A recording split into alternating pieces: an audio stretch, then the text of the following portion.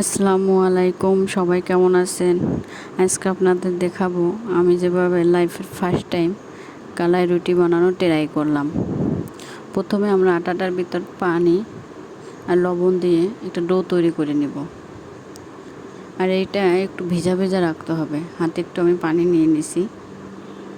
তারপরে এটা হাতেই গোল শেপ দিয়েই মানে রুটির মতো তৈরি করতে হবে। কোনো রকম বেলুন ফিরিয়ে দিয়ে করা যাবে না।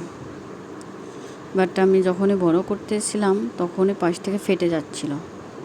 কেন ফেটে যাচ্ছিল সেটা বলতে পারতেছি না।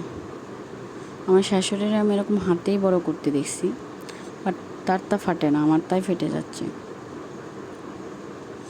রাশিয়ার বয়স বলে কথা, আর যদি কালাই রুটি তৈরি না করতে পারি। বাট মোটামুটি হচ্ছিল। যখন বানাবো তখন তো বানাইতে হবেই।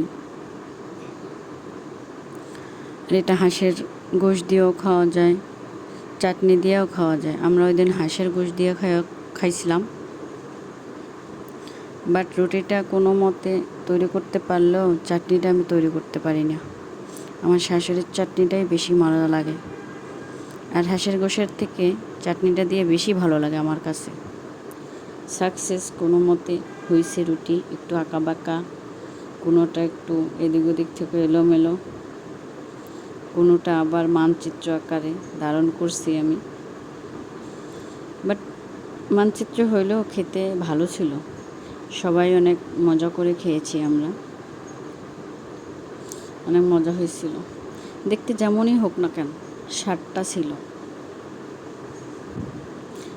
আপনারা সবাই ট্রাই করবেন।